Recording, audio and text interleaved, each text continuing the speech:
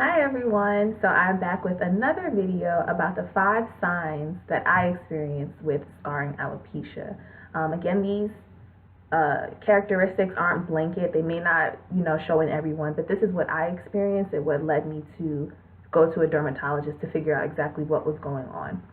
So the first one is excessively dry hair. So I noticed a few years ago, right before my diagnosis, that my hair was really dry.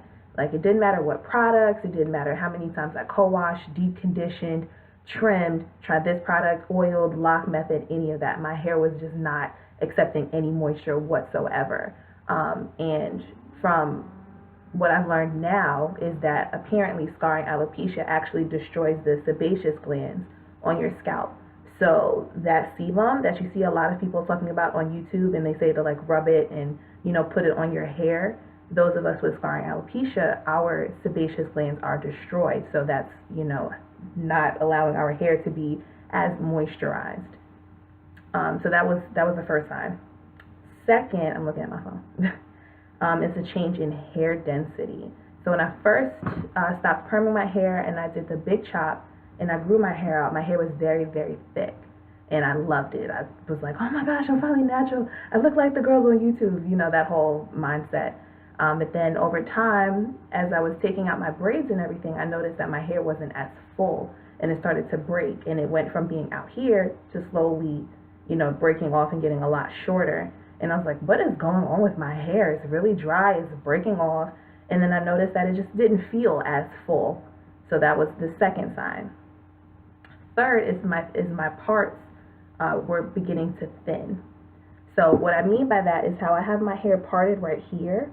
Before I found out that I had scarring alopecia, it was just a regular part. But here, you can see how you can see, different parts of my scalp from that one part. I didn't have that before. So that's also a part of that hair density changing. So that was the third sign. Right after that is smooth, shiny scalp patches.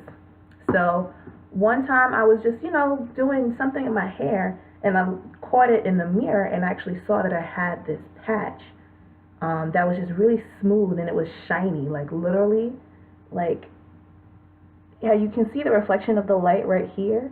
You should not be able to see your scalp really this shiny. It may not look that bad now, but in person it's like really shiny. I remember one time a friend of mine, her mother actually wanted to know what oil I used on my scalp because it was so shiny, and I had to tell her, no, it's a form of alopecia because it's the scarring on your scalp that's reflecting the light. So that was the fourth sign.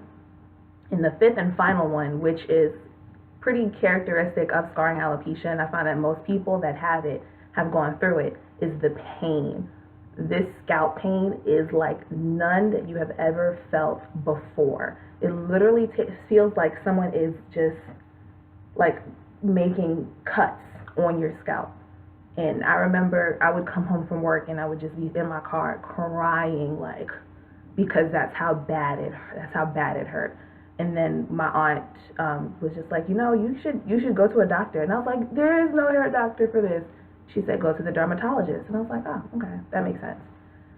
So after I went to the dermatologist, I went to 2, and the second one is what told me what I had as far as scarring alopecia, because he was an African American doctor. He's seen it several times before, and they gave me the steroid foam that helped calm the pain down and everything, so it didn't hurt as much because it stopped hurting. It was like red. It was on fire. It hurt so bad.